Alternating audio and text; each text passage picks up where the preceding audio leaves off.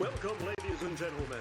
Coming to you live in Technicolor from the beautiful Hollywood Hills, California. The show where the total retail price of their advice is $0. This is Highlights Toss.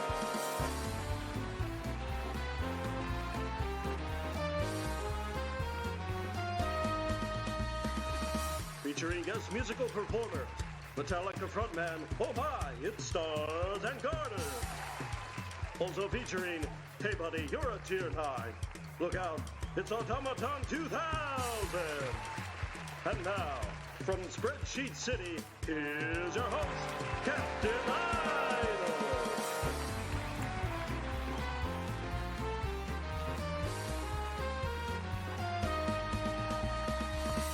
Yes, welcome to another episode, another week, another journey through the galactic whatever I was going to say, into that, and then some of this as well. Seamless, no one noticed. Right, we're going to go live in 5... Right, no, I can't do that joke. Hello, everybody. Yes, we're joined here again by Auto, Stars and Garters, and our very, very special guest, Stella Ice, the fleet leader of VIP Zero, and also one of the admins on the very popular Timelines Discord. Welcome. Hi, Stella. How are you?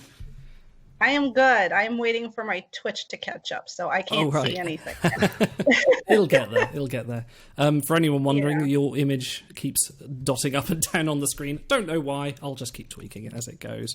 But yes, hello everybody. Hello Auto, hello Stars. We have a busy week, a lot to talk about. And we thought we do. Last week was busy. This week is going to be fun. Getting on today's stats. I think we've all been looking forward to this one. We have a lot to dig into. We do, yes. Okay, so we're going to have a little chat to Stella first, then we'll have a chat about things going on. I think, Auto, you've definitely got something to say about this week. But Stella, hello, how are you? How are all things in VIP Zero? Things are good. Yeah? Yeah. We're looking forward to the mega, sort of. You were looking forward to the mega. Yeah, a lot of talk about the crew and the theme. We're still trying to figure that out. Yeah. As we were saying earlier, I think... so is a company, to be fair. I think Ben picked the right moment to jump on our stream when everything was great. You got all this good crew, and then it comes this week and we're like, hang on a minute. You get back in here. He dodged the bullet. He did dodge a bullet.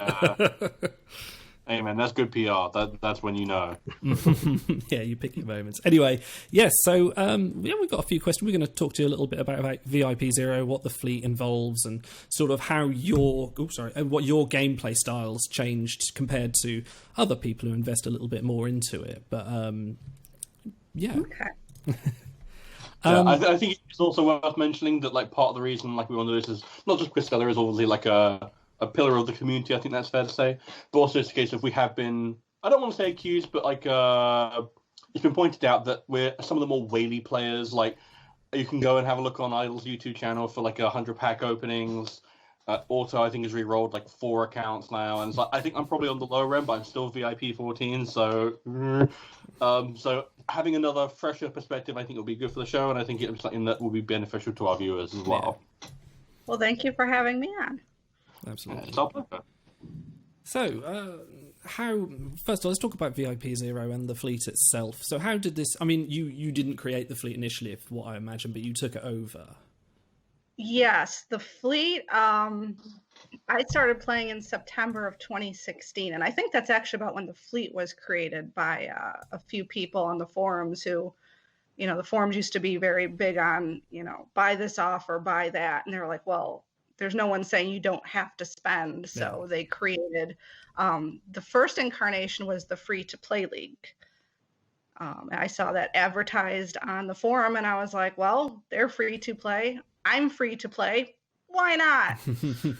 So I joined, and and then it went from like 15 players to a full fleet of 50 within like 6 months.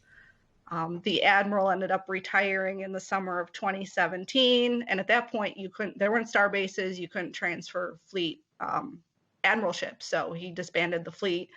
So I was like, well, I'll pick it up. So we kind of rebranded it as VIP 0 because a lot of people are like, well, free to play isn't the same as VIP 0, and there's been a lot of discussion about the differences. So we decided to go with VIP 0 because that definitely says, hey, we haven't spent, that's our VIP level.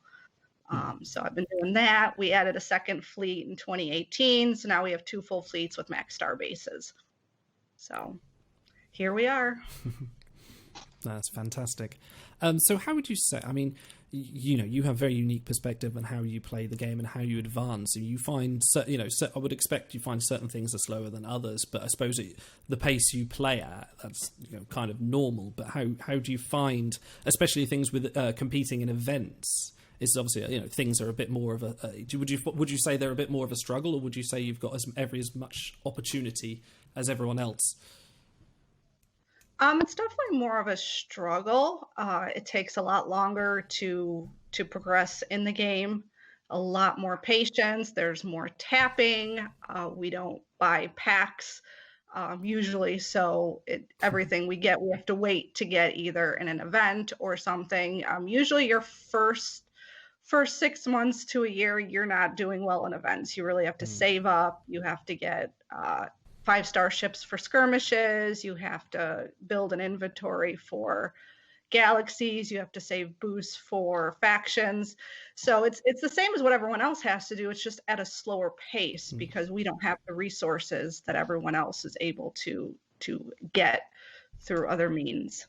But at the same time, you can do those things still. It's very much achievable. And you still get, everyone that's been in VIP long and well, that is a VIP 0 or free-to-play player at a certain point in the game will have every much chance to get a 1/500 at an event. It just takes a bit more planning.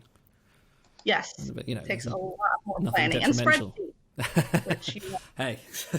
all too well. We'll talk after. Yeah, we just have to keep track of our resources and plan things. If you're going to go for, say, the gold in a faction, you've got to plan your boosts, see what you have, make sure you have enough, look at your tokens. And you can't do it every week. Otherwise, you'd be out of resources really quick. So it's really also choosing your battles or choosing what you want to go for. So do you find you enjoy the challenge? Is something you sort of actually having that layer of planning as opposed to just going, I'll click, I'll get it. Do you find that enjoyable? I do. It's frustrating at the same time because you see everyone else can just be, I'm going to buy crons, I'm going to buy this, I'm going to buy packs, I'm going to burn through dilithium in a faction event. So it's frustrating not to have those resources, but it's a challenge to be able to use what you have and plan it out. So it's not like, I'll just buy it if I run out. It's like, no, I've got to plan ahead. So there's a lot of satisfaction from it, and it does require a lot of patience and planning. So it's not for everybody. Yeah, so what Idle is beating around the bush about is that Stellar has actually won multiple events. She has first to max on a crew, and a lot of VIP 0 players have the same. So not to jump ahead or anything, but that's what I want to hear about, because that must have been quite a slog to win events without Warp 10, without spending anything on your account. Yeah, I won the 2 events. They were both galaxies. Luckily, by the time I was playing, well, when I started, there was no Warp 4 VIP 0 players. So you had to run everything manually. By the time I won an event, we had already been given Warp, so that made it a little bit easier. We have in our fleet 6 members or 6 individual event wins in the fleet. We've also got 4 fleet first to maxes. So it can be done. It's not going to be done often. And like I said, you've really got a plan, but if you've got the patience, if you've got the time, it's definitely doable. And you've had a couple of wins yourself, haven't you? Yeah. And for which characters were they for? First one was for Honey Bear Jadzia back in Thanksgiving weekend 2017.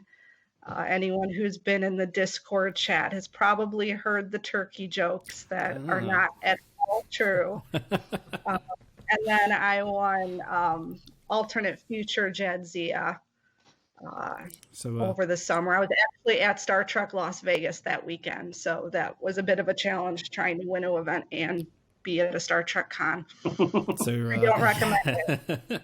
So you're a bit of a Dax fan then. Yeah. Yeah. Just ask. So those are your 2 event wins. Were you FTM on both of those as well, or? No, I didn't even try on either one. I'm trying to think for Honey Bear.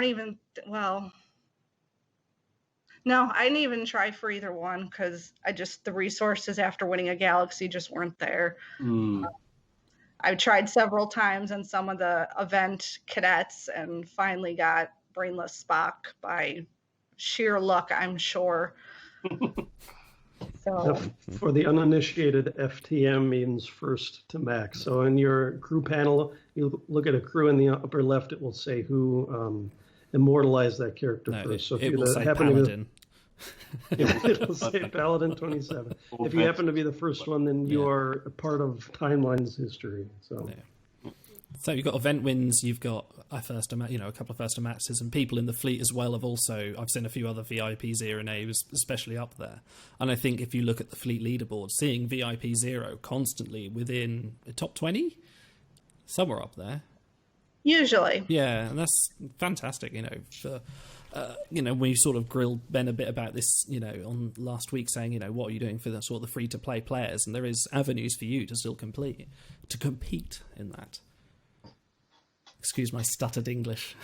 Yeah, what comes to mind right away is for ranking in events, now you get a bit of dilithium from 100 up to, I think, 500 if you win. So that's... what does that little drip of dilithium from that and from the campaigns, what has that done specifically for VIP 0 players? Well, now it allows us to buy 4 shuttles because before they gave dilithium, before they gave the opportunity for anyone to get it through achievements, we were stuck at 2 shuttles, which I'm sure everybody else probably liked, but it was very frustrating for us. Now we save them up mostly for crew slots. I know slots are always a problem for everybody, but we don't get the bonus VIP slots that you get when you get VIP points. So we're always struggling more than most. At least it's not the 25 slots I started off with. That was bad. In the snow, uphill both ways. Yeah. And some people buy packs, not a whole lot.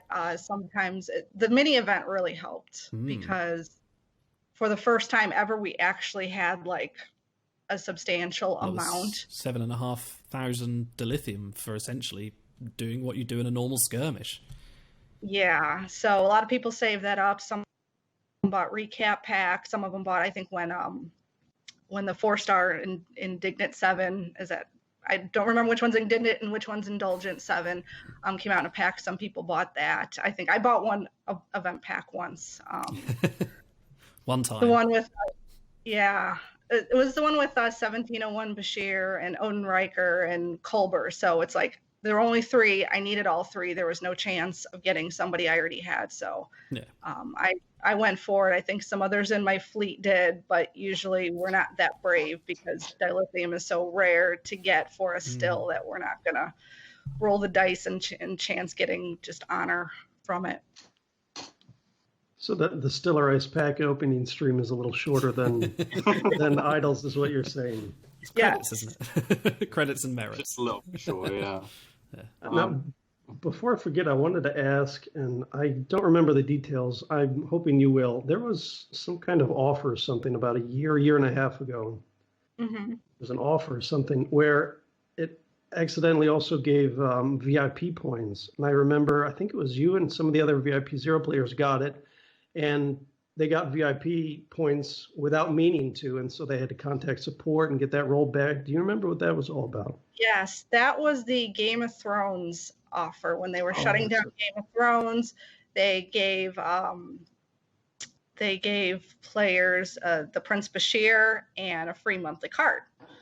So a lot of us had done that, and we went to claim the monthly card, and it comes with VIP points because when you purchase it, get the VIP points. But when you didn't purchase it, it was free. Had the little 1 on it, like your packs do when you get free packs. So yeah, we had to contact Shan, and it's like, well, it's not supposed to give it to you because it's free, but they're not going to recode the game to not give, that would just create more problems. So we had to contact support and be like, hey, what do we do? And they're like, yeah, you're not supposed to have these VIP points. We'll remove them for you. So it was definitely a technical thing. A lot of people were like, oh, now you're VIP 1, you can't claim VIP 0 anymore. We didn't purchase it. We used the resources given to us by the game developer. So we got that fixed. So we are still VIP 0. But yeah, that definitely created a little bit of drama and panic when we're like, wait. So we are now VIP 1. 1 or less. Slightly spending. I bought one thing. Yeah, we're going to have to go to the printers and get all new shirts and everything, VIP 1 shirts. Yeah. Yeah. So I imagine that for VIP 0 players, stuff like the giveaway gifts, like stuff like Mambo Picard, Survivalist Kurt, Solar Sail Cisco, and Prince Bashir, that must be a pretty big get for a VIP 0 player. Yes, especially newer players, because newer players usually don't see golds until megas. Some of the more developed rosters, they're not as useful for, because once you accumulate a lot of 5/5 golds, especially from megas, then a 1/5 isn't going to do a whole lot. But like, I just leveled my Solar Sail Cisco that I got from whenever that portal was last year, because he's a caregiver. So I finally leveled him up. So hopefully he'll be helpful. But it is nice to get the freebies. I mean, it's always nice to get free stuff no matter who you are. I think we appreciate it a little bit more because, again, we have less opportunities than most other players. But we'll take whatever they give us.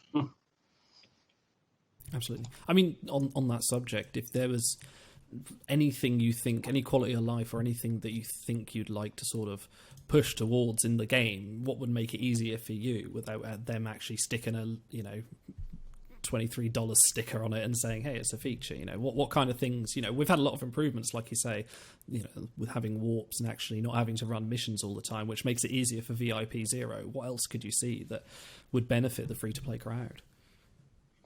I mean, I think we benefit from pretty much what benefits everybody else. We all want to see, better inventory management, and we want to see bug fixes. For VIP 0, we would love to not have the pop-ups every time we log in. I think the most I've had is 5 pop-ups on one login. So it'd be nice to dismiss the offers. I know other people have mentioned that too, but I get why they're there. They're going to, they want to promote them. So saying, hey, don't make them pop up isn't really beneficial to anybody but us. So, but we want to see pretty much the same things that everyone else has been asking for. Better fleet management. Everyone can always use more crew slots. So I don't think it's necessarily anything specific to VIP 0, just the player base as a whole. Yeah, and as a hardcore gamer, when I'm playing Candy Crush and I get like 6, 7 pop-ups in a row, I'm like, this is not worth playing right now, and I just set it back down. So I'm sure there are a lot of players logging into timelines, pop up, but they're like, okay, this is not worth it today. I think we mentioned last week how, or the week before, how they did, not to turn this into an offer chat, but how they made the offers so you could swipe through them as opposed to popping up was a little bit, but it's still, for yourselves, a little bit annoying. But maybe a step in the right direction to say, here's the offers, we've got one, but we're not going to spam your feed about it. So something else you're involved in as well is a big resource for the Timelines players, and also for the devs, apparently, we heard, is the wiki, which you're directly involved in. How did you get involved with that? Well, I'm not directly involved with the wiki. I will not try to edit pages because I'm sure I would just mess things up. But on the Star Trek Timelines Discord, we now have a channel for wiki editors, and we encourage them to collaborate and try to get the information up there and keep it all coordinated so that the bots can grab it, and it's a resource for players. So I'm pretty much just trying to keep the lines of communication open and trying to get people to be able to get on there and learn how to do it. So I'm leaving all that to them. And I think we had an appeal today for last couple of days. I think that the wiki needs a few editors, a few more people to sort of tidy up the edges and put a few more bits of information in as well. Yeah, in fact, I'm going to throw the link in chat. I hope that's the up-to-date one. But yeah, if you have time and the desire to help out, because it is a community built tool, I guess. It's maintained by the community. And like Idle said when we talked to Ben last week, off-stream and on-stream, the first words out of his mouth when we asked about player tools was the wiki. They go there, we go there. It's sort of the granddaddy of all the community tools. So yeah, if you have the time and desire, go there. There's a channel, I think it's called Wiki Edits, something like that. Go there and ask how you can help out, because there's a lot of planning that's involved in all that, and they'll let you know the best way that you can contribute, whether it's grabbing screenshots from an event or something like that. It doesn't have to be a full-time job. Lord knows it's just a mobile game. But if you have a few minutes a day, a few minutes a week to help out, go there and ask what you can do, and they'll get you a nice little job lined up. Nice jacket, pair of shoes. You get a little patch that says "I contributed." Yeah, so just like further on with that point, it's a case of it's always like with a community like this, it's always good to give back. Like I know that like how much people use the big book will vary, but it's a case of like, for us, it's a big sort of satisfaction when people say, "Oh, my roster has improved," like through the big book, and I can only imagine how much validation the wiki people feel when they get to actually see that, hey, the developers use this tool, everyone needs this, and so if you can help them out, absolutely go for it. Like they're heroes. Yeah, not to jump ahead, but this 6-pack that's currently available, I think it's called Unsung Heroes. And it's not the most accurate title, but the wiki guys are definitely unsung heroes, because they don't get front page exposure and people don't know everyone's names that contribute, but it is, like I said, it's the best resource out there. So, shall we move on with our actual show? And well, hold on now. I have one more question for Stellar, because for anyone who doesn't know, she is the biggest Jadzia Dax fan out there. Not so much Ezra, but... So what was your reaction when they redid Blood Oath Jadzia's artwork from one of the worst in the game to maybe one of the best? I loved it. I was very surprised, because they'd always said, we're not redoing art, we're not resizing things, we're not recoloring them. So when I saw it, at first I thought it was a new character, and I was like, wait a minute, no, this is Blood Oath Jadzia. So I think it's a huge improvement. I know she used to be nicknamed, Crayon Jadzia or Crayola Jadzia because of all the I hadn't heard that one. The colors, the blue, the yellow, it was overdone. So I was very happy to see that they redid that. I think the new art definitely does the character much more justice. I'm looking forward to see if they do that with other characters too, because there's some that either have really low resolution or they got really heavy with those Crayola colors. And I think a lot can benefit from some updating, but that might be a project they might not want to start, because once you open the can of worms, it kind of goes down the rabbit hole. So we'll see what they do, but I totally like the new art better than I like the original art. I think it's a lot of... so sort of like, yeah. I was going to say...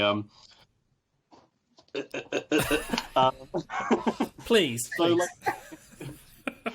so obviously, like, you're a Jadzia aficionado. I quite like Dax as well. Would you say that like DS9 is your favorite Trek series, or is it like she's your favorite character, but your heart lies with another series? My favorite, it's hard to choose. I grew up watching Next Generation. That's always been my favorite. DS9 is probably a really, really close second. I've rewatched it in the last few years, and I just fell in love with it more. So it's a bonus that Jadzia is on it, but I do like the show in itself. I like the way that it was the first show to not follow the episodic formula of, beginning, middle, end. Now we're not going to come back to this issue ever. It's nice to see kind of a longer term story and see things progress from episode to episode and even season to season. So I'm a fan of the writing, and the characters are just bonus that you kind of fall in love with them in different degrees. And so Next Gen would probably be my favorite, but DS9 is definitely right on its heels. Is it your favorite up till the end of season 6? Yes, I do find that last season very hard to Oh. watch. Yeah. It's sad. It's kind of like, oh, because I see so much potential in what they could have done, and unfortunately, it never happened. So. Yeah, like I just recently finished doing the whole DS. Like I'd never watched DS9 when it first originally aired because I was a little bit too young, and it was always TNG and Voyager that were playing.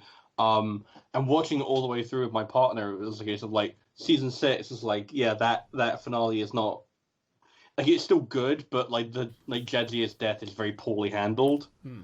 And the way that Ezri is introduced, I like Ezri. I think she's like a decent character, but a lot of her storylines feel like they could have been given to Jadzia, and you wouldn't have really noticed much of a difference. And it's like, where was all this Trill stuff earlier?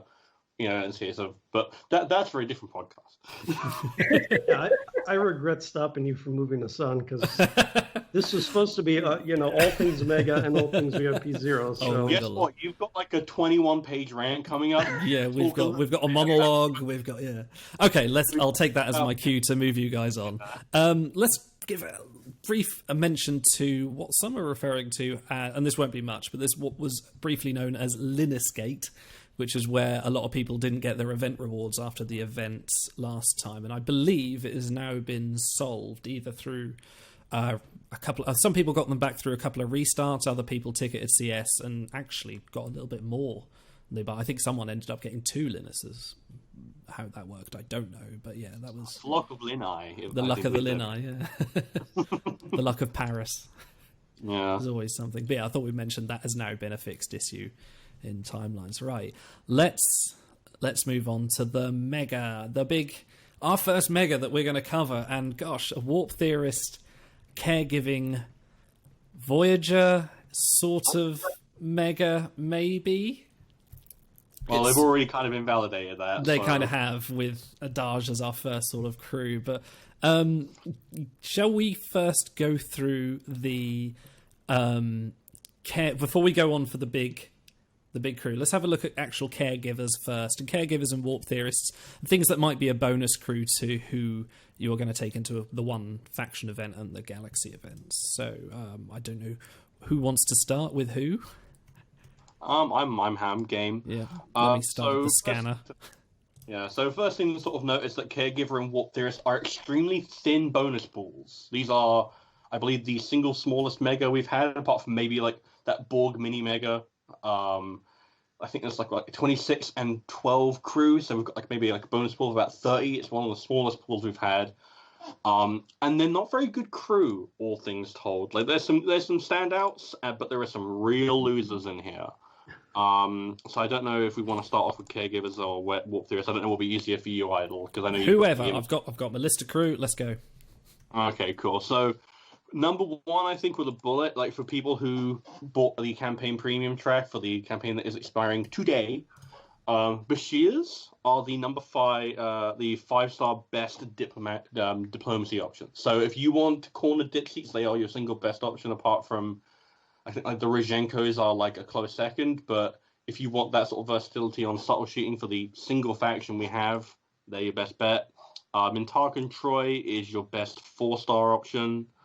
Linus, obviously, is going to be one of your best medical options because she is the featured crew. And also, one little odd thing we noticed is that out of the event crew for this week, the 5 of them, she is the only caregiver, and there are no Warp Theorists in this actual little group. Like Captain Janeway, the new Cass, Suspiria, none of them have this trait. No, that's bizarre. So that's very already weird. A bit weird.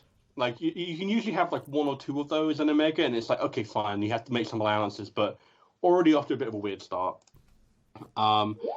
If you want more like med, then like Dr.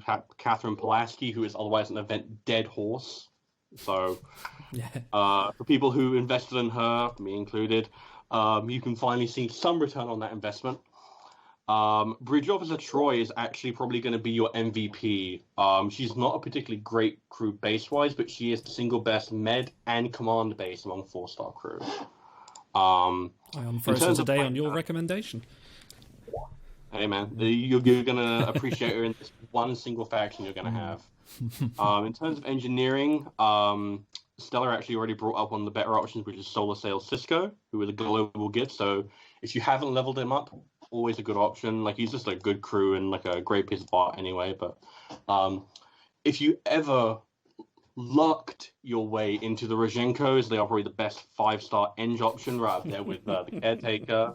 So if you have a 5 out of 5 Rozhenkos, this is your time to shine. What are you doing? What are you doing? In the Caregiver pool, there is absolutely no engineering options. So just a little note there that if... Hold on now. The Rozhenkos count for both. So Mama Rozhenko, even though she's a caregiver, is a hell of an engineer, you know? You can't separate them. Oh, you know what? I'm willing to bet you that, like, Rokeg Blood Pie, how she had baked that, it's really like one of those weird concoctions where you have to pour in this like nitrogen. I'm sure there's some engineering involved there. If you want security, your options are Twilight T'Pol and Dr. Catherine Pulaski's tertiaries only for 5-star crew. And if you want 4 stars, guess who is like your big winner? It's Trevis. It's everyone's favorite sec powerhouse, that tree. Who is not in the portal yet? I don't believe so. No, So if you didn't get them in that in their debut pack or in an elusive collection, then no. So Flutter is also a caregiver, just doesn't happen to have security. Yeah, he actually comes up as the best 4-star Psi option. And in terms of science, if you want more caregivers, Executive Director Hugh, who was probably one of the better crew from the kind of quasi-Picard mega we had, he is the best 5-star command, apart from Suspiria, who's not a caregiver, so whatever. And he's also the number 2 Psi option behind Taina. So your biggest winners are going to be like Bridge Officer Troy, Flotter, and Trevis, if you happen to luck in. I say luck into. A lot of these crew are kind of bad. Like, there's, like, Amanda Grace and Nige. These are names that you might have floating around your crew roster, but more than likely or not, you've either finished them and frozen them, or you've airlocked them, because they're not very useful crew otherwise. But on the flip side, it is kind of good that we are getting use out of these useless crew. I think one of my biggest bugbears is I get a super rare, I level them up, and then I go, well, they're not as good as my existing roster, so off they go. You know, it feels a bit of a waste for a character, so it's nice to actually being able to pull some people out once in a while and throw them in a shuttle. Yeah, it's a bit of a double-edged sword. I think me and Otto are going to go into that a bit later about a case of, like, you know, opportunity cost of how much are these crew worth in the long term, in case of, like, how many resources you put into them versus what you get out. But before we get into that, Warp Theorist is, like, I think 12 crew. It's an extremely thin pool. So Assimilated LaForge is your only 5-star command, and there are no 4-star commands, as I recall. Mirror Zephram Cochrane, that beast, that stud, is your best 5-star base, as well as your number 2 sec base behind another stud, Lieutenant Wesley Crusher. This is an all-star mega, as you can tell. Kurak is your best 4-star base, and Rogue Harry Kim is your best and only hope for a sec base in your 4-star level. Leia Brahms is your best engineering 5-star with tons of competition for it. Absolutely no med in Warp Theorist, so you have to have that compensated for by Caregiver. Kurak is also your best engineering 4-star. Rozhenkos, as Alto mentioned, are your best 5-star diplomacy. And for formal dress, Wesley is your best 4-star diplomacy. So there's a few names here. There's, like, lots of really bad crew. These pools kind of complement each other because there's no med in Warp Theorist and there's very, very little Eng or Psi in Caregiver and, like, supplemental amount. So you have to kind of mesh them together into, like, a big homogeneous pool to get anything of worth out of them. They're both really heavily lacking in command and sec, so I imagine if you get Suspiria up to 2 out of 5, if you think she's worth citing or if you throw money at it, I guess she would help. But there's only one faction in this event, so not really worth doing, I don't think. So Determined Janeway, Vice Admiral Janeway, and lots of non-event bases are basically going to be holding down a lot of your piloting needs this week. Faction seating is probably going to be skewed toward Eng Med side, just because we've got, like the new Cass's Eng Med and a few other things. But given how every faction event always. I'll tell you who's not Engine Sci. I knew this was coming. See, I'm rambling Easy now. on here because I'm trying to get everyone prepped. I'm trying to make sure that you're all loosey goosey and ready because we're going to be here for a while. I think Otto's been ready. Yeah, he's primed and ready to go. So yeah, like there's going to be a lot of non-event bases holding your stuff down. So if you've got Professor Sato, Hyrule, Cisco, then they're going to be helping you out a lot. As we hope that there's going to be engine med sci seats because these are the dominant skills for these pools. But there's always going to be other seats anyway. So now, I'd like to ask Stellar, and while I do this, Idle, if you can throw up the art for Trevis again because it's so freaking good. Like his headshot, he's like, oh, it's like the best. Okay, so everyone can enjoy that. Stellar. Now, we talk a lot about. We try to break down crew on the show and talk about what you should be looking for, what specific situations they might be good in. Do VIP 0 players, and I'm trusting you to speak for your entire people, do they look for those sort of niche things, or can you just not afford that? You go for the big names like the Janeways and the Ciscos to try to cover as much ground as you can? Part of it depends on rarity. With the purples, if you can get them fully fused, it doesn't matter who it is. We try to get it because anything that you can get 4 copies of isn't going to tie up a crew slot. In terms of golds, it depends on individual rosters. We definitely want to go for more main crew because they're going to be more useful. We don't want to get someone that's just going to be sitting there at level 1 or not being used, especially if we are low on slots. Also look for med and engineering are always more valuable just because they're rarer. So when we saw Suspiria was command dip and security, we're like, oh, that's great, just like everyone else. So there's a lot less excitement for crew like that. So there's a lot of criteria. Some people just go for the art. Some people go for their favorites. So it's a lot of the same factors that everyone else uses. We just have to be a little more selective because we're not going for golds every event. Most of us are not going for golds every event, and we want to make sure that whoever we go for is at least going to be useful in some capacity. So to take the example of, say, like Trevis, if you say he had been added into the portal as just like another 4-star and you came across him just like bare naked, like who that card is, like a decent sort of like skill set, a decent 4-star base, very thin event opportunities apart from niche things like caregiver, I'm guessing he'd be like a solid no if you had a chance. If you had a choice. If we got him at 1-star, we'd keep him until we need the space and then airlock him. If we get him at 4, we level him, freeze him, and probably don't pull him back out unless we have him as bonus for something. Yeah. I'd imagine with these larger Diplomacy and Vulcan collections, now you must be looking at that and kind of going, oh, why? Because they've got to kind of be up there in the stars in terms of use of honor, especially. You might have the cards, but it's going to take you a while to get there. It's going to take all of us a while to get there, to be fair. But But yeah, okay. So there are your caregivers and warp theorists. Honestly, I spent quite a lot of time getting all that art together last night, and you just whizzed straight through them. Sorry, I'm sorry. Thank you, Idol. Yeah. Go for a victory lap, and I can go through them. Nice. I was kind of hoping you're going to spend a good 10 minutes on every one. Anyway, okay, let's move on. Let's talk about the actual event features. Oh, let's start with our main 1-500. Let's have a look at Daj. Sexai extraordinaire that she is, and she's actually, I kind of looked at her stats first and went okay, and then I looked again and went actually maybe, because I tend not to go for faction events because it's just a bit of a ball ache sometimes, but this one actually might be worth my time, possibly. I'm still undecided. So a few shows ago Auto had like a really nice segment, I think it was about 10 minutes, just talking about Sexai as a stack among 5-star crew, and I think that it's been a little bit populated in like 4-star because you had like Desert DePaul and Fugitive Spark, but in terms of 5-star it goes Gary 7, Power Gap, and there's like a lot of good crew, like away team Saru, away team or All Terrain Burnham, as I think she's called in the big book, And they're good crew with like good utility, but in case of like in terms of raw stats, they aren't particularly impressive. Like especially if you're one of those players who looks for big bases.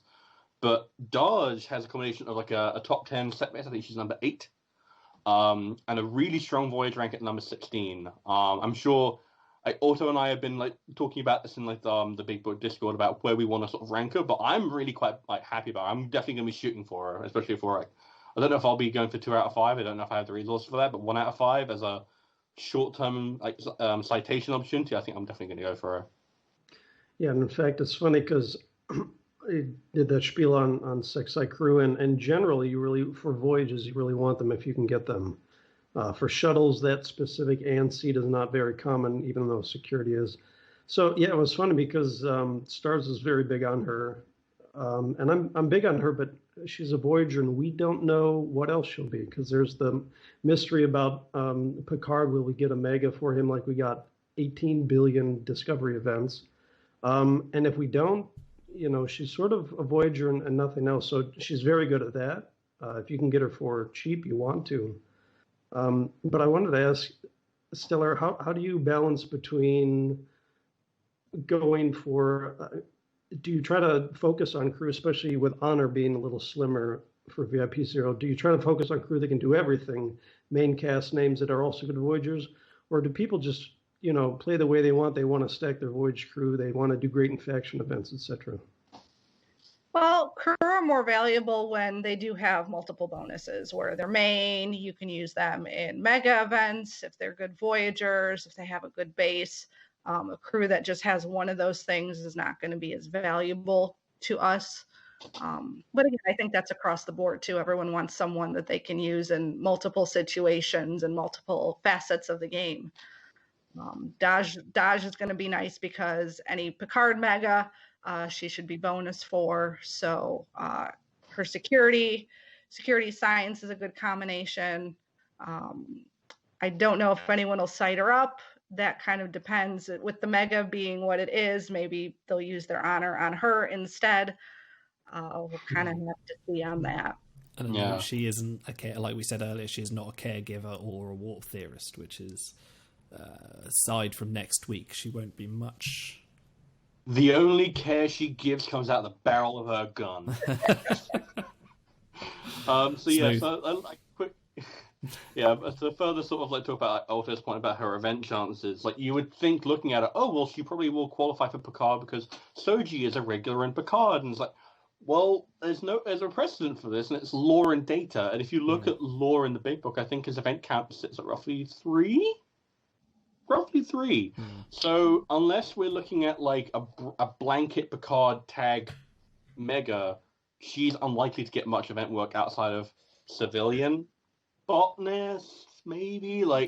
She has very meh traits.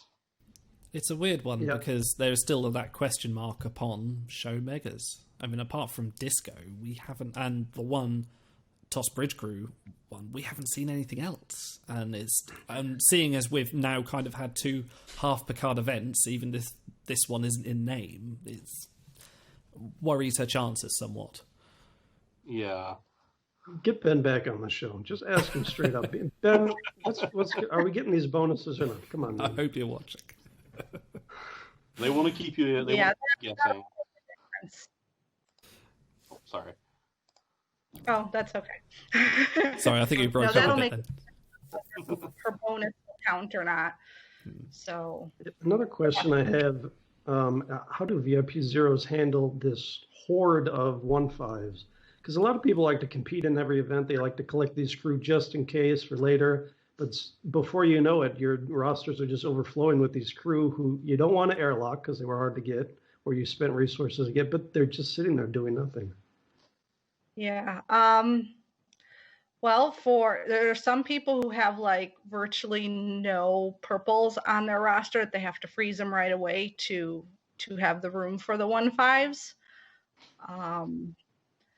Other than that, you just got to be choosy and airlock. If you get a shitty behold with tier 10 crew, you pick one, you airlock them, and you move on. It depends if you can hold on to them or not. Hold your nose. I mean, bad ones, even at 5-5, aren't going to help a lot of rosters in general. So it's like, why hold on to them if they're just going to take up space? So we definitely have to be more brutal with airlocking.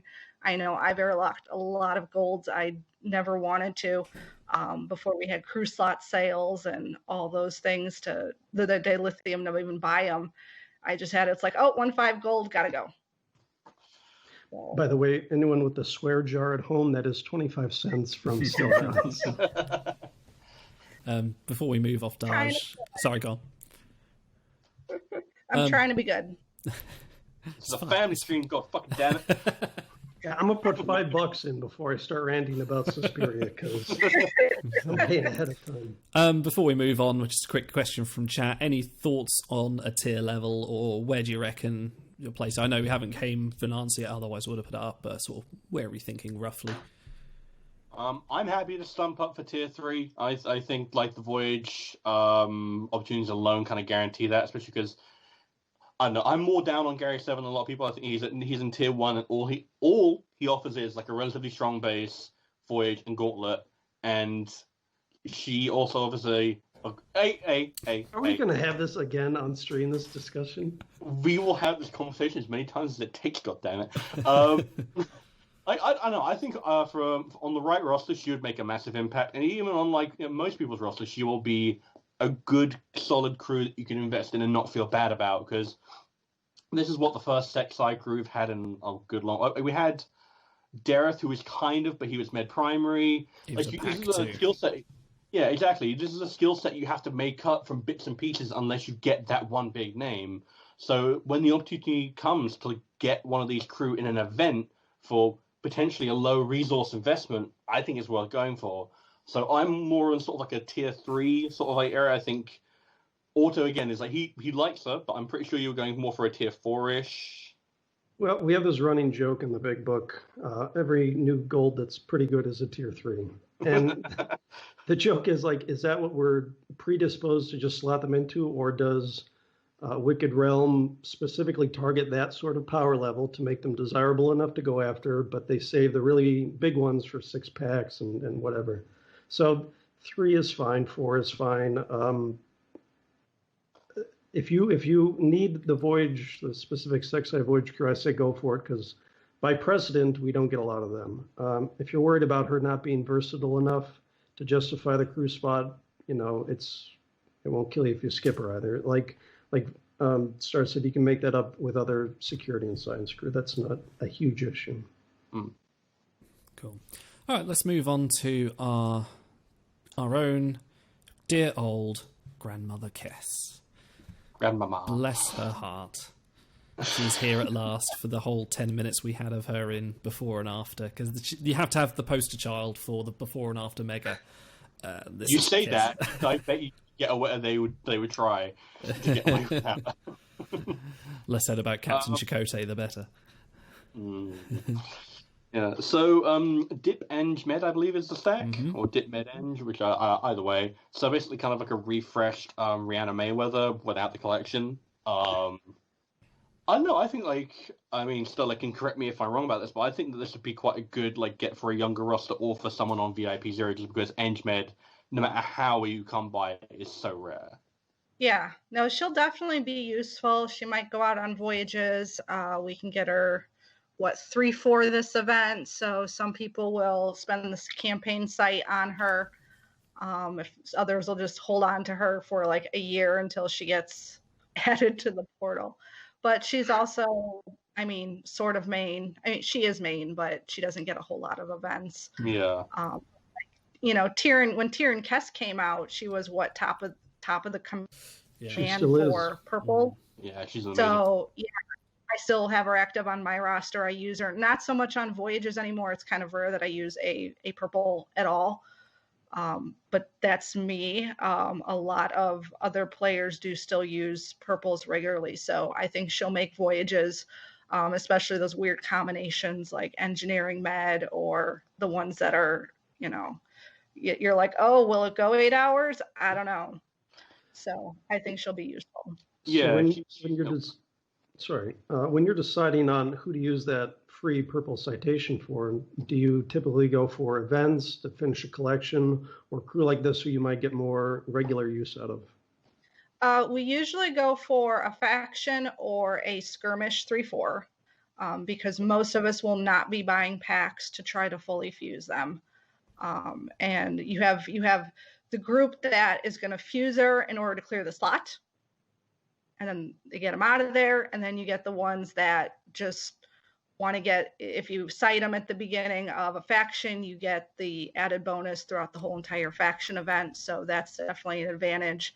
And then you don't have to sit around and wait a year for them to be added and hope that you get them. So definitely gives them a versatile option when they're fully find fused. yourself saving up the campaign sites then, and sort of being a bit pickier, where you don't sort of get a campaign site and go, oh, who can this be used on? You sort of sit on it a little bit more and think, right, this could be useful in a more strategic place. I sit on them more because I'm always indecisive. I don't know who to spend them on.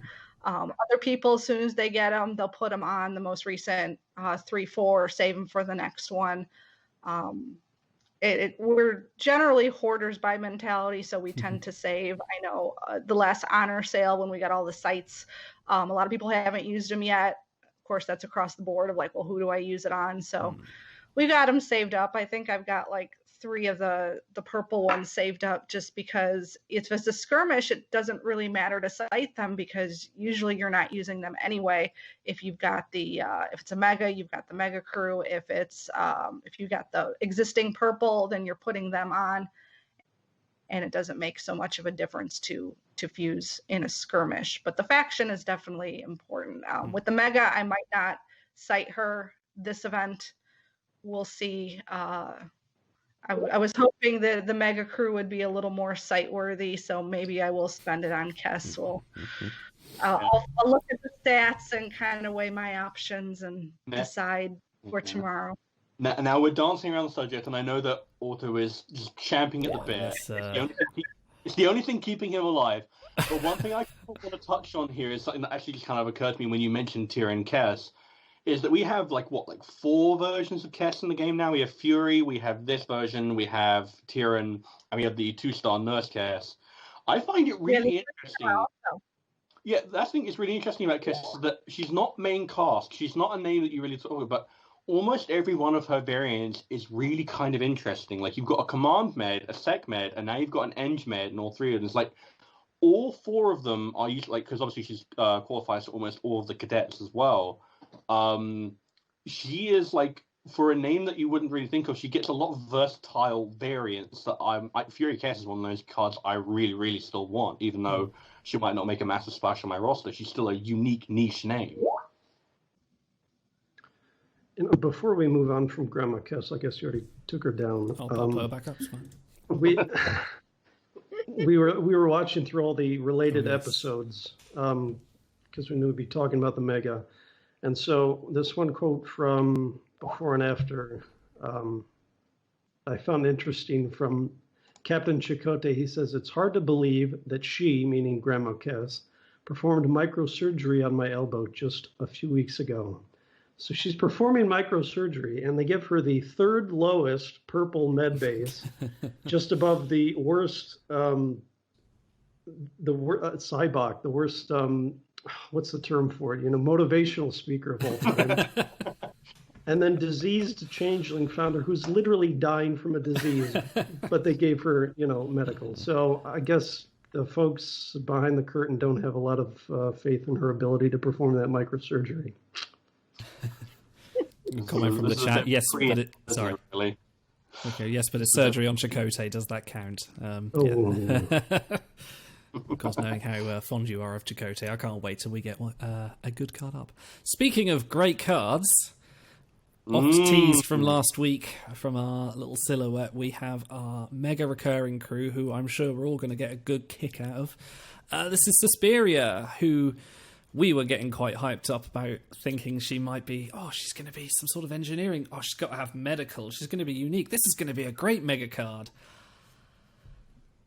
I thought for sure she'd have science or engineering. Yes. I wasn't so sure on the med. I know the original Caretaker has med. But well, this is it. From a stats point of view, if you look at anyone, you're going to compare her to the caretaker. Yeah, well, they're mates. I mean, I know she went off and did her own thing, and she has security, which makes sense because she came on and was like, I'm gonna kill you all. So that makes sense. I have yet to figure out how she has diplomacy. I watched the episode yesterday, and I looked for it. I didn't see it. I get the command, because she's all in charge of everything. But I thought for sure she'd at least have a science or engineering tertiary somehow. And I think we all did. I think everyone, before we sort of saw the stats today, were a bit like, oh. Yeah, because they're a dime a dozen. Exactly. Go on, Auto. So this crew is not the worst crew in the world, right? Like, the stats are the stats, whatever. People are going to get her fused. Oh, she's good on my roster. Yes, you get them fused, they're good on your roster. I understand that. But it's a pattern with them. And if a disruptor being reference slips out, it's because they're very much known for this. I saw this crew, and I'm not mad. I'm just disappointed. As relapse. My parents would say. Oh. No, I am a little mad not because of the crew that we're getting, but because Suspiria deserves better. And this little rant that I pieced together shouldn't need to be said, because the crew should not have turned out this way. And they didn't need to deflate our enthusiasm about Omega. I remember back when Minuet happened and people were like, okay, well, let's see what happens. And even though Linus may have started that last week with her not being the greatest thing ever, Suspiria is definitely the nail in the coffin. As our buddy Big McLarge Huge said, it's an unforced error. It didn't need to happen. So we'll get to, we talked a little bit about her power level. You can see the stats up there. We'll talk about her boarding damage and her misquoted arena ability and all that good stuff in a bit. But first, the skills. They definitely do not need to go looking to make Command Dip Set crew. For a lot of characters, that's the only thing they could possibly be. Worf comes to mind. 15 variants, only Command Dip Sec among them. For some of these characters, that's all they can be. So that makes sense, give them those skills, make them good or bad, whatever. But it's so irksome when they use that skill set for crew that don't need to have it. Like the master of transformative cellular metamorphosis and chemicals explosive manufacturer Garth of Izar, who is also Command Sec. Now, Otto, it's just a skill set. You're overreacting. Security makes sense. Okay, whatever. She's threatening to kill people. Command, you can justify a little bit. And what's a little dip tertiary? Has that ever hurt anyone? But it's not just one skill set. It is 87 skill sets. And if Idle, you could bring up the legendary skill set chart. There are 3 times as many Command Set crew as the next most populous skill set. There are as many Command Set crew as the 13 rarest skill sets combined. Now, the question, why do skill sets matter? Well, because you have to be able to squeeze all this crew onto your voyages. You have all these Command Set crew, all the crew that share 1 or 2 of those skills competing for voyage slots, sometimes for shuttle seating too. And so far, we've had 7 mega crew with only Command Dip or Sec. That's almost 40% of all mega crew have been like this.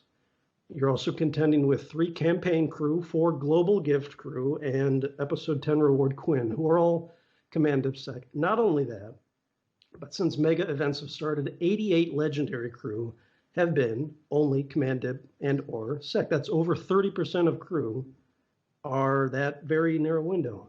And continuing to overload that skill set not only devalues the current and upcoming Command Dip Sec crew, they're not going to be as much of an improvement in your roster. It also devalues the older crew as well, bumps them off seats quicker than they need to be. So why does Suspiria need this skill set? Well, let's look at the source material. I went back and researched this as well as I could. From the Voyager 2-parter pilot episode, the caretaker says, quote, "We are explorers from another galaxy. 2 of us were chosen to stay behind and care for them." They care for the Ocampa. Now that sounds like a caregiver trait, and B, possible med skill. But oh, no, not during my caregiver, Meg. We can't have that. So Janeway asks, there's another like you here. And Caretaker says, not anymore, no. She went off to look for more interesting places. Well, it makes her sound like a pretty intriguing character, one might think. Now, Memory Alpha describes Suspiria as the nascent entity that remained with the Caretaker while looking after the Ocampa 500 generations ago. She left the Caretakers array in the 21st century, taking several hundred Ocampa with her, and established her own array. Wow, a caregiver for an entire species of people for millennia. Now that sounds like it might warrant A, the caregiver trait, or B, maybe some med, but oh, no, not during my caregiver, Mega. Okay, so we don't want Suspiria to have medical. That's fine. Now, we just had Soji. There's balance reasons. Wicked Realm has been pretty good with giving us more med crew. So even though I disagree with it based on the source material, I can see it. So what about, as Stellar brought up, diplomacy? Well, Suspiria has 11 lines of dialogue in her episode, and among them come such diplomatic treats as, I don't care about the girl, bring me the ship. You killed him, and now I will kill you. And of course, the very benevolent, now you will know what frail, small creatures you truly are. She has bodies hanging from the ceiling, dripping blood onto Janeway while she's threatening to kill her. So obviously, we need to include diplomacy. How could we not? So what about the other skills? What about engineering? Now, that's Caretaker's calling card. They were mates in another life. Memory Alpha describes Suspiria's array that they come across in the episode as built by a nascent individual known as Suspiria. It was similar to the Caretaker's array. Now, Otto, that's not canon. That's on Memory Alpha. That's not official. Some guy just wrote that up. Okay, let's go back to the source. Tanis, in Suspiria's episode, Tanis the Ocampan said, quote, Suspiria helped us develop a technology to extend the Ocampan lifespan 3 generations ago. Well, damn, that sounds to me like medical or engineering or maybe some science. But Engersai, oh, no, not during my warp theorist mega. Okay, so regardless of the individual skills, Suspiria is shaping up to be a very interesting being. After all, her mate, the Caretaker, was, to quote Mr. Tuvok, a being of considerable power. And although his intent was not hostile, we were essentially at his mercy. In Coldfire, Suspiria's episode, they go on to describe her by saying Suspiria taught us to develop our psychokinetic skills. She exists as pure sporocystian energy. She only assumes physical form when we need to communicate with her. Suspiria will invite you to go with her to Exotia, the place of pure thought, pure energy, a place of the mind. Well, damn, that sounds like the very furthest thing from a bland, boring, done-to-death crew. And in fact, Suspiria's interesting nature goes deeper than that. There's a tidbit on Memory Alpha on her page that says, quote, Suspiria was initially conceived of as essentially a form of get-out clause, designed to change the entire format of Star Trek Voyager if such a need arose. During Voyager's first season, executive producer Rick Berman explained that in pitching the series to the studio, quote, frankly, we made a concession to finish the sales job. We put the one-armed man out there, which is the other entity that we met in the pilot. It is out there, meaning Suspiria, somewhere. We'll try to find that entity more than once during the next several years because we know that that entity has the ability to send us back home. Now, I'm sure what Rick Berman meant was the diplomatic ability to send them tens of thousands of light years across the galaxy to home. Surely that has nothing to do with engineering or science. So from the very first episode of Voyager, Suspiria was intended to be this extraordinarily interesting and powerful being. And it's very plainly clear that the crew we're getting bears no resemblance to Suspiria on screen. Now, for balance reasons or monetary reasons, if you want to give players another tired, worn-out, uninspired skill set, I get it. Why is she the mega crew? Why is this episode from a character from another episode from another season forced to be the headliner?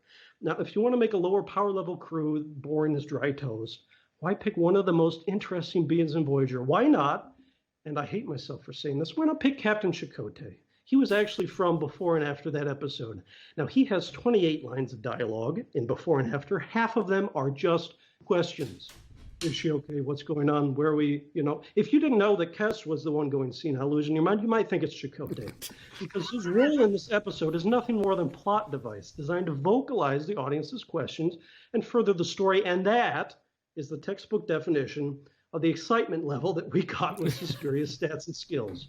Not a story-crafted super being of incredible power and formlessness who was on the showrunner's minds at the very outset of the series. Now, what is absolutely baffling in all this, what really grinds my gears. Okay, we're going to have to cut Auto off there as we're running late for time. So I think the art's lovely. I think it's really kind of evocative of the character. And it's interesting they've used children for the first time in a show. You know, you don't often see that. I think it might be. I might quite happy have 4 of. Oh, should we see where Auto's got to? Let's just check. Hang on. Should we unmute Auto? Here we go. Established by the people for the people. Now, it is a constitutional right that we should not have to suffer through this any longer. This is why I'm asking everyone listening, please go to that website, sign the petition that I just talked about, and together we can effect some real change for the game. Thank you. So what you're saying is I should cite her? Yeah. You know it's bad when someone wants the other option of Chakotay, so... It makes more sense. It would make a lot more sense. So yeah, that's Suspiria. Oh, I'm quite exhausted, but that was awesome. Shall we? Anything more to say on Suspiria? Could you possibly?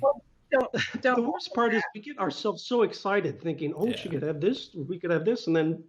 So... Yeah, logic escaped the crew choice there.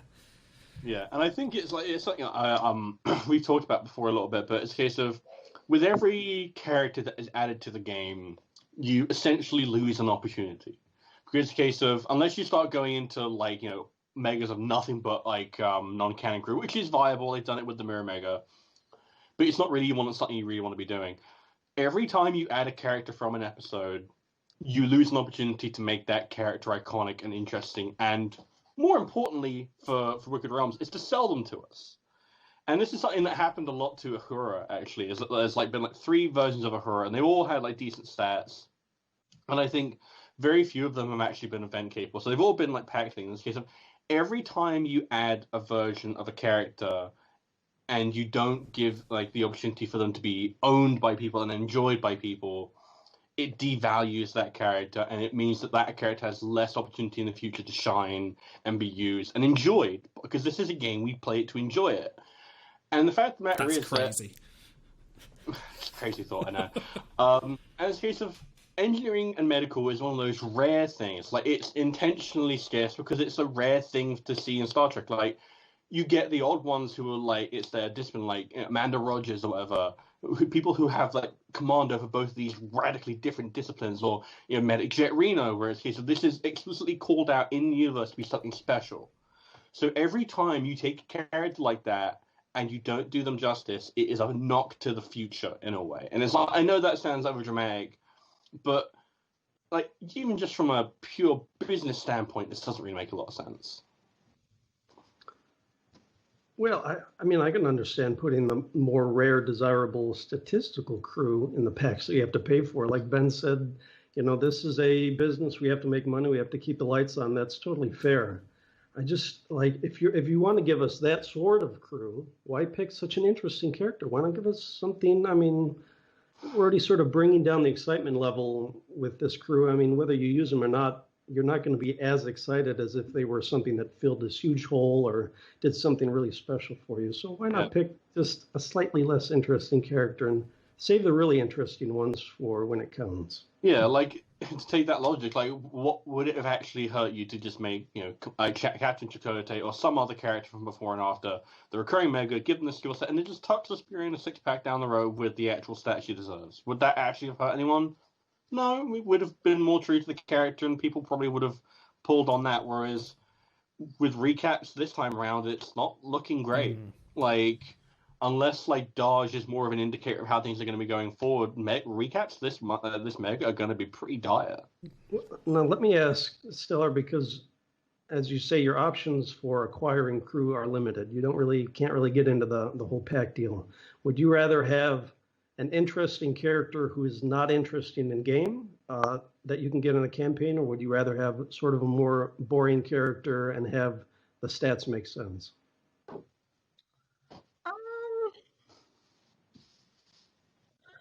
I'd probably rather have the boring character where the stats make sense. Thank you. Yeah. Validation. The check is in the mail. Like we all want our Star Trek to make sense. We want the traits to make sense, the skills. Yeah. I want it to align with what we know. Yeah. Actually, that kind of dovetails with like a question and like a point I want to make, which is the case of you brought up like Worf, who has like 15 variations that are all command dipsec, and I personally disagree with that. I think there are, if you wanted to, you could make a Worf that could have Med or Eng or Psi. Like it's not hard to justify these things. I think they will. Like Taurus Quark, like what does he do? He gives like Bashir some love advice, and it's like he holds a Horgon for about 5 minutes, and that justifies Med. Like Worf helped like Keiko give birth. Where that qualified for some Med, sure. There's a card we I'm want. sure he'll pop on a 6-pack down the road. But the simple fact of the matter is a case of like, for a lot of people, maybe I doubt the SUSPIRIA is anyone's favorite character, but like she is still relatively iconic. Like that art is very evocative and cool. And the fact of the matter is, the case of you just, like you say, you dampen the excitement, and I think most people would accept like their favorite character being in the game with a slightly lower power level, or even like significantly lower power level, as long as it made sense for their character. Someone like Temporal Prisoner Chakotay, I think, used to be Auto's favorite card, and still has that very niche, useful skill set, that cool, that appeal to him. Where even if you see him and you know that his numbers aren't great, you'll still want to go for him because A, iconic, and B, they have something special to them, even if they're not the statistically best crew. Which ties back to a question I wanted to ask you, Stella, which is, what is your personal favorite card in the game? And if they're not in the game, who would it be?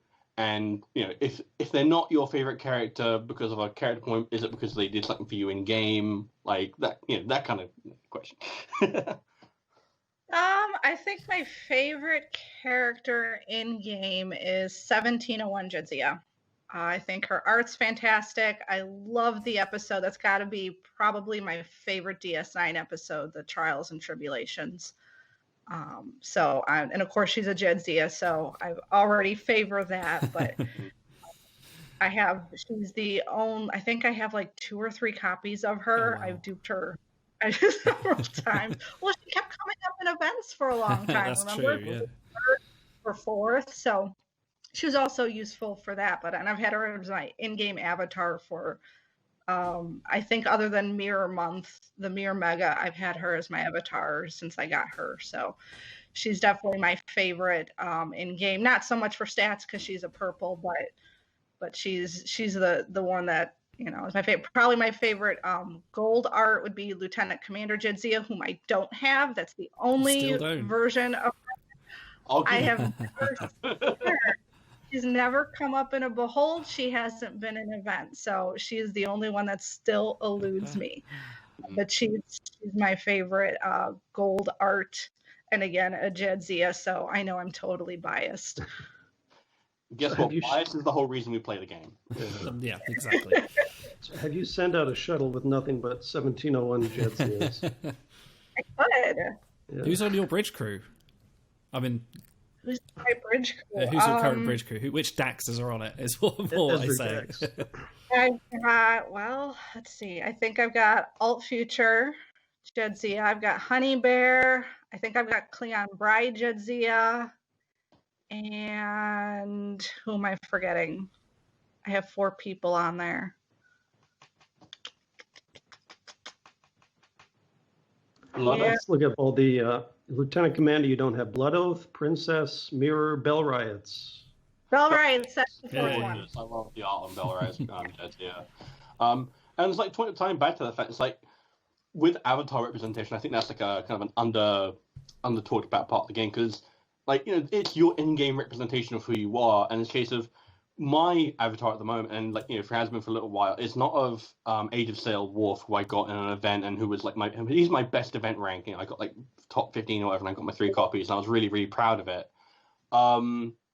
It's actually 3-star Pants Wolf with the really terrible gold lame speeder, because that is fun. I remember that episode's terrible, but I love that moment. I love the art, And before that, it was acting Captain Pike, because I loved that his character in Discovery Season 2. It doesn't matter that they're 3-star crew. It mattered because they were a fun representation of a part of a franchise that I love. And it's a case of, I don't know, I can keep on banging on this point, but Otto's gone on exhaustive. We need to continue. We will have a section on art chat coming up in a couple of shows' times. Because we're running on time, shall we move on and have a chat about the campaign, which has been somewhat interesting choice with reinforcement. Oh, hang on, I've lost stream.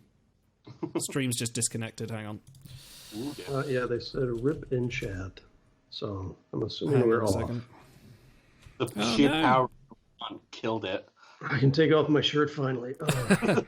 Hang on, let me see what's happened. Well, now hold on. This will be on the YouTube anyway, right? So we need to behave. Yeah. Idle saves it locally. All right, shirt's back on, everyone. Let me find out what's happened. Your stream is experiencing issues.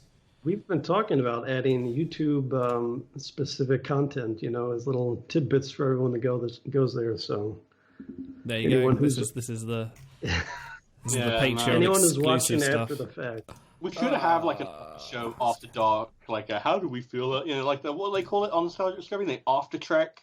We can still learn. We're back. Don't know what happened there. The stream just cut out. Anyway, so let's talk about the campaign. Let's talk about, first off, Lenara Khan. Possibly, in my opinion, one of the not best... What's the most diplomatic way of saying this? The worst cards we've had in a campaign ever. Poop emoji is the phrase you're looking for. Yes. Well, now, before we get into the card, I just want to say... on this show, when we first talked about starting it, we said, okay, no politics, no drama. We're not going to do forum drama updates. This is just three guys, three friends having fun, chatting about stuff. And a girl. And today it's a girl. Hopefully the first of many. Hopefully we can upgrade you to regular. Yeah. So when we get the campaign announcement itself with the background and all the discussion it sparked, that's not something that we're going to cover specifically. We're going to stick to talking about the crew, but I just want to say my little piece about it, and that would be that no self-respecting Starfleet officer would ignore a distress call. And right now in the U.S., around the world, there are a lot of distress calls going out. People are hurting for all sorts of different reasons. So if you have the ability to help, or if you have the ability to listen, just do what you can to help out your fellow Star Trek fans, your fellow men. I mean, that's all that we can really ask, and that's kind of all that we want to say about that side of things. There you go. So Lenara Khan herself, not the most inspiring card, and especially at 4 or 5 stars. What do we think about her viability? So I think one of my favorite notes that was ever written in the big book was, I think it was about Marquis Eddington. And it comes up every time I think about like a crew like Lenara Khan, and they're really usually pretty terrible. And I think the note was 3 traits, 2 skills, 1 airlock. And I think that was for Marquis Eddington. Like, obviously this is a different level of investment, but Lenara Khan is not doing anything for anyone. She has awful traits, no collections. I don't think she even has a top 10 base. She has gorgeous art. I like her episode quite a bit, and like her actress is really great. I think Susanna Thompson. She was the Borg Queen in a few episodes of Voyager. So if you want it purely for aesthetic appeal or because you like the character, then absolutely a worthwhile investment. But in terms of the card, hell no. Yeah. Now, as with Mega Crew, people buy a campaign, people play the Mega. They get 4 copies of the crew, and they're going to stand out a little more than they would in a vacuum or on the spreadsheet against all the other crews. So I'm sure many players will get use out of her in some capacity, but generally that use is non-bonus faction shuttles, which is going to give you maybe a few % difference. It's not something worth investing in because you can get that and more from a lot of different packages. And her weak point definitely is traits. We had the astrophysicist Mega. We had a romantic event, but now we're up to over 120 crew on there. Trill is a possibility. Stellar, you'd get to use all your Jadzias again if we got a Trill event, Trill Mega. So outside of that, I'm just not seeing the value there at all. If you get the campaign, I would recommend leaving her at 4 or 5 for what we call bleep insurance behold. If you get a really bad behold, but you can finish her, then that's your get out of jail free card. Yeah, I think it ultimately ties back to the fact that if you are someone who wants to put money into the game, the campaign, regardless of who the crew is almost always worth the investment, because it's at a lower price point. You get quite a bit for the value. The crew almost doesn't matter. But I think people really need to look at this and go, when we had Drunk Troy and when we had the Bashirs and people were like, this card is terrible, you didn't know what could be possible. Like, wait until we get our Admiral Cartwright Mega. Wait until we get our 1010, whatever that crew's name is. Because it can get worse. It can get so much worse. This is our first 2-skiller, and I hope this is the lowest it gets. Yeah. In terms of the 4-star, yes, Stamets is like a decent little variant, but I think almost everyone will have him because he was a daily login reward for a while. He's popped up as an event crew a few times. I think we had him during the Mirror Stamets event a year or two ago. And like he's a decent sci-sec 2-skiller, but there's no shortage of those for Disco. And if Disco Megas die, then it's just one Stamets variant. It's just not particularly great value. I mean, Stellar, obviously you would have a better perspective, but I can't imagine Reinforcement Stamets is going to be doing much for you if you haven't already got him. Yeah, most of us already have them because, like you said, it was the giveaway. Was it last year? I think so. Yeah. He'll be great for newer players. It's another opportunity to get a free 4/4, so it's not tying up a crew slot, assuming you can get through most of the campaign, even on the free tier. So, level him, freeze him. You've got him if you need him, and if you don't, well, then that's 800 honor. Yeah, it's true. So what sort of super rare do you and your fleet mates get excited for? I get excited if it's engineering. Besides Jadzia. Yeah, it's always a Jadzia. At this point in my game, most of them, unless they're bonus in an event, aren't going to do much. Like I said, all my voyages now pretty much run all gold. Sometimes Assimilated Troy will make a med voyage, or someone with a rare skill set. I think Doc LaForge was making them for a while, but at this point, with the mega golds and event golds, I'm usually not putting purples on there. But anything with meta engineering is going to help average rosters, newer rosters, and getting the 4/4. It gives you another talk on the achievement counter too. So that helps with the lithium. It helps with collections. We definitely like any 4/4 that's in a collection, especially because some of them can't be completed without getting fully fused golds. So we get really excited when there's a Vulcan. For a while, Jury Rigger was like, come on, Jury Rigger, for everything, because there was no way to complete those otherwise without having some fully fused golds on your roster. Now, before I forget, and I may already have because I happen to get brain farts at this time of the evening. What was I going to ask? I'm pulling the stars and guards. It happens, man. It happens. It seems to happen. Happens to the best. Before I forget, as I forget. All right, we'll come back to it later, I'm sure. See, I validated. I had that moment. At least I didn't have it in front of a Wicked Realm Games employee. Well, you know what? He's probably going to watch this stream and be like, like he did as we're having our. Hey guys, moment. look at what a loser this auto is. Hey, come look at this. Okay, let's move on to our Tuesday pack, which I think, Stella, you must feel very justified not buying packs by looking at the contents of our unsung heroes.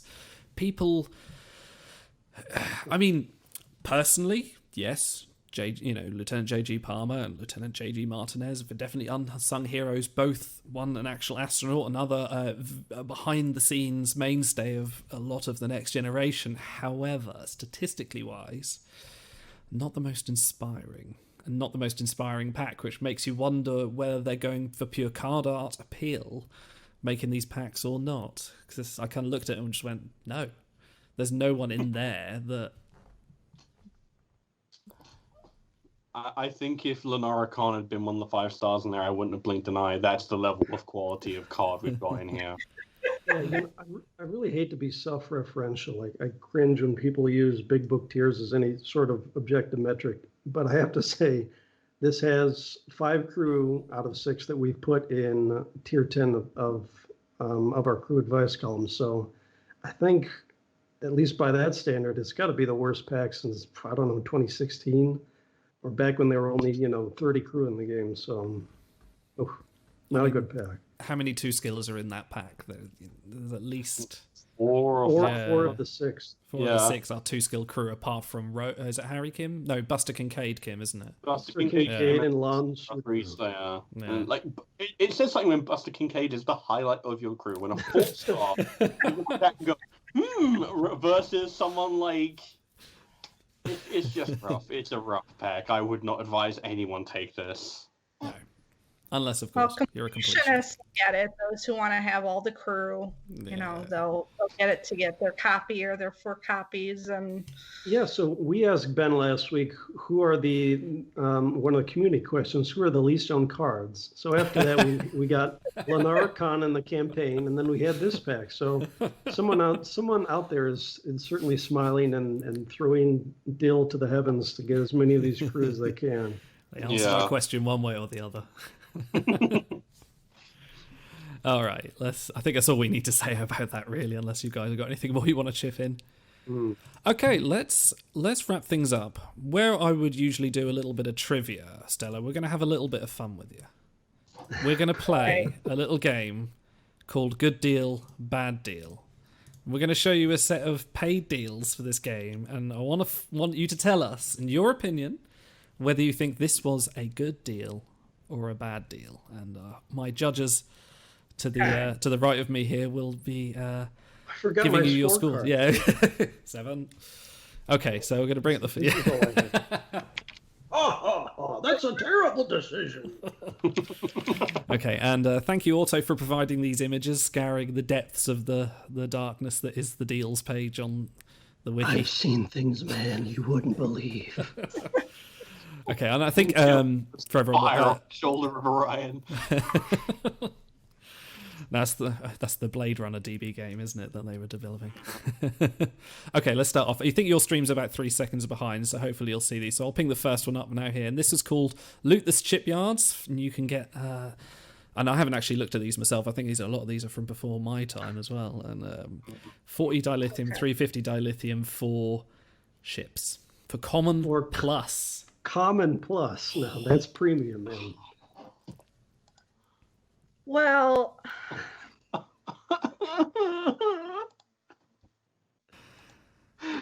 this is a tough one, man. I didn't think it'd be so difficult. If you've got a 5-star ship, there is no reason to pay for schematics ever. Ding, ding, ding. That's correct. That is the correct answer. Awful. I think the correct answer for Stella is these are all bad deals. Anyway, hold on. We have a few trick questions. Oh, we do. The next one, Sail the Starry Skies. This is my favorite one. This is the one I bring up every time. You can get 700 schematics of the Borg Cube, the NX-01 Enterprise, and the HMS Bounty. Plus 1,000 dilithium one time only. We had to cut you off after that. Bad deal. Our judges say. I think it's an especially bad deal because of the Bravo. Correct. That was a softball. Okay, moving on. The House of Quark. Chance of limited time crew. Limited time. Klingon Best Quark. chance. No, not. Oh, yeah, best chance at the bottom. So for your standard 72, 650. Klingon Quark. So what is? So you get a chance to get Quark? No. You get the best chance. Unmatched value. No. Well, Klingon Quark is not worth it. Just in general, even if he was guaranteed best chance, definitely not. If I go into a store, I'm going to buy a loaf of bread. I'm going to buy a loaf of bread. I don't want to get to the checkout like, well, you want a loaf of bread, but we're going to give you a stick of gum instead. That's a bad deal. Yeah, Cleon Cork is about as nutritionally good for you as a stick of gum. If I buy something, I want to know what I'm getting. You know, when I buy crew slots, I know exactly what I'm getting. Shuttles, for sure's. Yeah, I don't want to be the dice. That's how we make this the best deal for Stellar. Is we just put worst chance of Cleon Quark at the bottom, and then just go for it. No chance of him. No, you don't get him. That's it. That's the deal. Maybe that's what they're going for with the Tuesday. Okay. Next one. A new discovery. Best chance of Burnham. Best chance of the Tier 1 Wonder FO Burnham for a 72,650. She's a good card, but the best chance just ruins it. That's what makes it a bad deal. If you could get her, then it's worth it. But if not, so I'm gonna go with that because of the best chance. But she is a good card. If we can detour now, because you're very on to the guarantees, and we had a couple of the birthday beholds. Now, did you or anyone in your fleet take it because it was something guaranteed, even though you had to spend dilithium? I did not take it. I believe a few fleet members did. In I don't remember which one specifically. We had an Odo one. We had I don't remember. The other two, Saru and Flock. Yeah. I remember a few people did the Phlox one because they either wanted to add a star or they just wanted to get one of the golds. Yeah, defensive Phlox is an easy investment at 1 out of 5. Okay, let's move on. The next one, limited time offer. Twice the treasures. 2 elusive treasures packs. All beholds. Super rare or legendary for limited time crew for $89. Oh, not for that, no. How many loaves of bread could you buy? How many breads have you eaten? How many sticks of Klingon Quark could you chew on for that? I mean, treasures is nice that you do get beholds for all of them. And it gives you more options and less chance of waste, but yeah, not for that. Yeah, For me, it's a bad deal. I'm sure it would be a good deal for other people, especially if you have a lot of that crew. No, not even for them. We've got to step up our game. We've got to find something that appeals to. Okay, let's have a look. We're going to get Stella to spend her money here. Let's try this. Okay, Fortune favors the bold. Guaranteed 2 featured legendary crew for 10,000 dilithium. No. Have you ever had two legendaries? Have you ever had 10,000 dilithium outside of the mini event? No. I got up to 9,000 something with the mini mega, but unless that's going to be a regular thing, no. Astro Science is Cisco. Deal. Cisco? Sulu. If I'm looking at the crew in there. Yeah, none of them are top tier crew. If you're a completionist and you can use the stars, it might be a good deal just to finish off some crew. You would get at least 2, but no, not for normal people. not for the rest of us. There's no gold in there that I think is a must have. I think the real winner out of all that lot is like Labor or Spock, and even then, that's a tricky investment. Yeah. You wouldn't want to. Okay, let's go next. Quadrillennial, 22,920 dilithium for the low price of $22.99. 1 per player.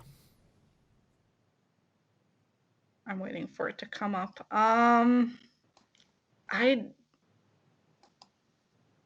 Let's see. I'm really bad at prices because I don't pay attention. All I know is how much the monthly card is and how much you get from that. I don't really pay attention in the store. I think if I remember working it right, it was about the same value as the monthly card, or slightly better, if I remember. And ballpark about 20,000 times more economical than buying dilithium straight from the store. Yeah. If it's about the monthly card, then it's a good deal. I mean, if you're going to buy it eventually, get it at the cheap price, and then you've got it for those who stock up on their dilithium. But if I'll let your bank manager know in the morning. Okay, next one. Rule of Acquisition 98. Super Rare Legendary featured for 6,000. So this is the 6,500 dilithium Tuesday pack for Inglatu.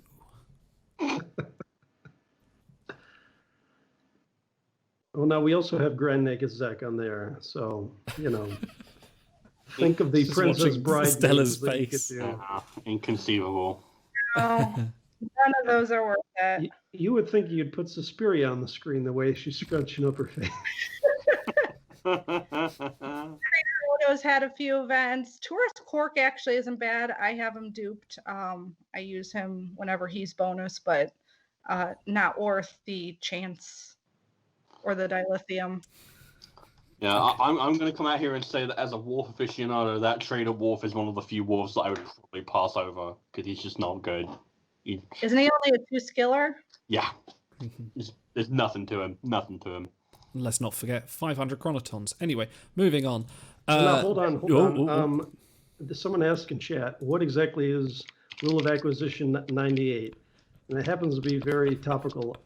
Rule of Acquisition 98 is every man has his price. So, or every woman has their price. I believe that's Pale Moonlight, as I quotes that to Cisco, yeah. Speaking of Cisco, Tribulations pack. Get 171 Cisco or 1701 Dax for 72,650. And remember, Dax is watching this stream. She's judging you. Do you need that I'm fifth going to Dax? send this Terry Farrell after this.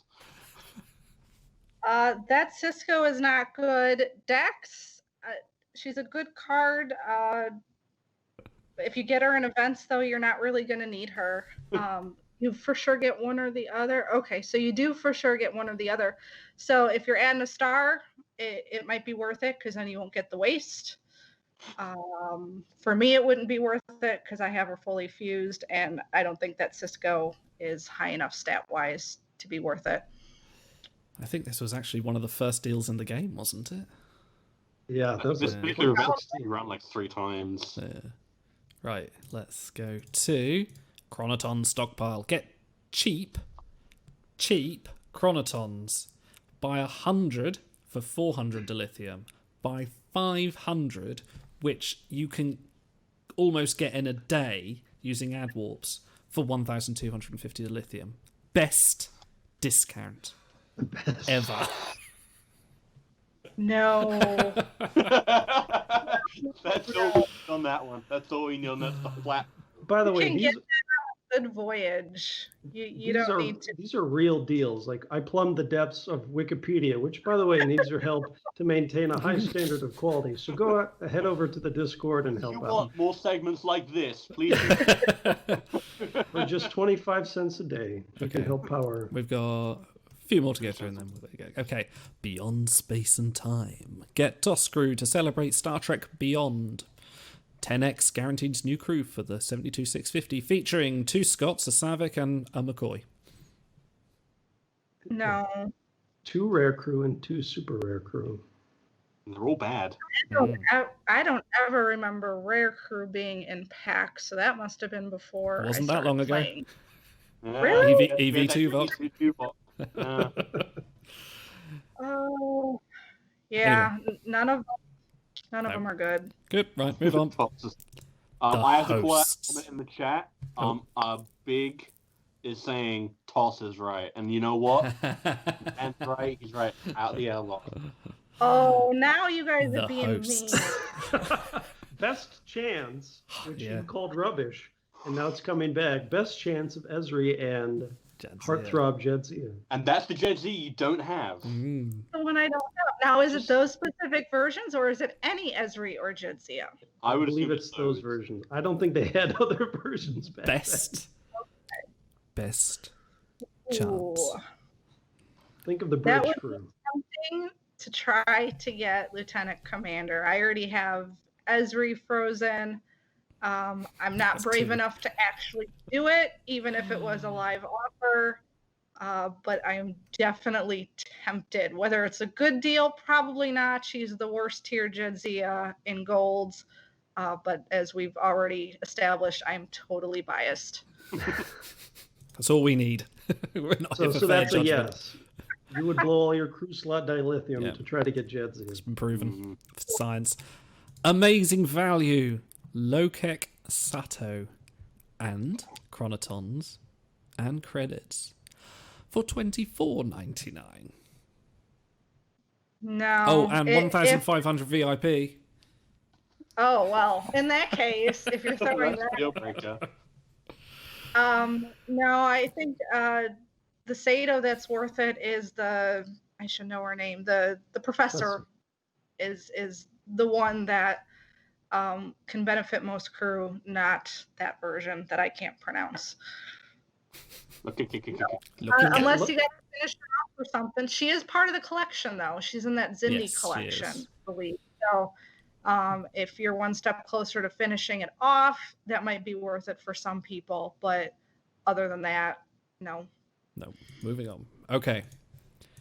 From the Mirror to Mirror Garrix plus chronotons and credits for $24.99. This looks like it was an event one as well, so this would have gone with something. Would you have added to your event potential with this card?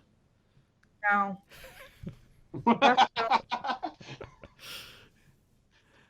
No, this is another old one, so I don't think it even includes the event packs, which the current ones do. Yeah, no, there's no mention of them. That's. I might have been new at that point. We are so spoiled nowadays by these great offers. Don't know how good it is. Thank you, Ben. Please come back on the show. I love you, baby. 400% value. Sorry, 400% value. 10x premium rewards. A typical 10x10. Those are fun to watch people do. Thank you. I think if your chance of getting Frozen Beholds is low, you're early enough in the game, I think it can be helpful for players. It definitely gives you an opportunity to finish off some of the 3-star crew and add to your purples and golds. But from what I've seen, golds don't drop all that often. If you are going to spend, I think that's one of the more better deals in addition to the monthly card and the campaign. I wouldn't bite, but if you get a lot of Frozen Beholds, definitely not worth it, because then it'll be honor, as we saw in lots of idols. That's where you're at, but that deal has at least some value as opposed to some of the others we have seen. So. Okay, that's more positive than I thought it was going to be. Okay, last three. Fly the fleet. As a thanks for playing Star Trek Timelines, here's the amazing special offer just for you. 350, I can't read that on the screen, schematics for the Defiant, Constitution, Intrepid, and Galaxy rare ships, plus 1,000 dilithium.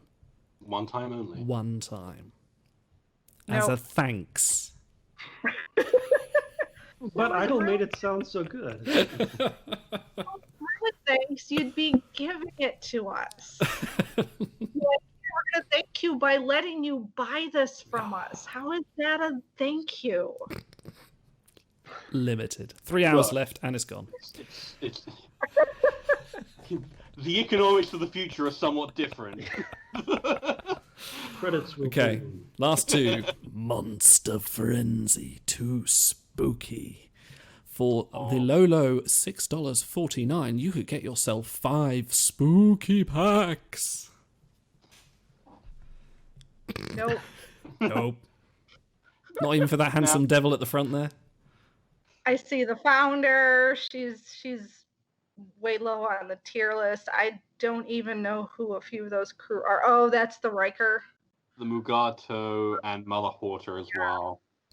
I'm looking at it on my phone, so that's really tiny. Yeah, I wouldn't pay for any of those. None of them are going to really improve your crew. Now, I have to say, in defense of this deal, I think depending on your pricing was about $1 per 10 pack, which is not bad. And actually, it puts me in mind if you ever played trading card games or baseball card collecting back in the day, you'd go to the store and you'd get a pack or two with whatever allowance money you had. And so these sort of when it's $1 a pack, that does sort of tug at my heartstrings, even if the crew aren't the best. So I hope they try more in the future. I think this was about a year ago. Yeah, I actually grabbed on this and I got Proto Riker, and he's not an amazing crew. He's an event piece only. But yeah, in terms of the value, it's like, yeah, about like $1 thing. It's like, it's a stick. Hey, look, it's a packet of gum for a pack. And it's like, you know what? Klingon Even, cork gum. like, if they had, with a better selection of crew, I could see this being really nice. But with like Mugato and Lokek Sato and Fungal Entity May in there, that's a bad 6-pack. And you can purchase it up to once. Right, next, final one. It does say that there, maybe nothing chuckle. is more tantalizing than when you add the word fungal in front of it. That really... Just waiting for Fungal Riker. Anyway, last one. Last one, immense value. 15 packs, 3,000 crods, 3,000 dilithium, $24.99. And this one as well is as thanks for playing, just from their heart. Well, 15. Well, that seems more expensive than the 10 for 10. It actually works out worse for packs anyway. But Yeah. a lot of dilithium and chromatin. Dilithium. Again, if you're looking to expand your crew and it's not going to be a waste, it might be a good deal. But in most cases, I think it's overpriced. And Just a note, as the sticker says, it's half off. oh, well, It's got to be true. The sticker's there. yeah. I think they got that sticker misplaced from another product. Now, Okay. I've heard people clamoring for this deal to come back, so I can't be the worst one out there. Your mileage may vary, as they say. It's no best chance of 1701 Jadzia, but it's not the worst backup. We can all but dream. And that's the last one. So are you happy with what you're missing? I'm okay with missing all of those. Validation. Even the Absolutely. Jadzia pack. Even the Jadzia pack, because I've already got several copies of her. Well, not of Lieutenant Commander. It'll That happen one, for you one day, definitely. yeah. The whole Okay. fleet is cheering you on. They're like, stay strong, stay strong. Too right. No, too right. I think we're going to wrap it up there. It's been a long stream. I think we've nearly been going for about 2 hours now, so this is unheard of. But thank you as always, Stella, for joining us this week. It's been absolutely fabulous to have you on, have that perspective of the gameplay from your way. It's been brilliant. And I think we'll say it for the other guys. I think we'll definitely have you on again at some point, if you're willing. Yeah. When we can grab you. When we haven't got any developers taking up your slots, what can we do? Thanks a lot, Ben. Thanks for coming and giving us all those teasers and spoilers. It really threw our plans off. Are you calm, Auto? Are you okay there? Suspiria!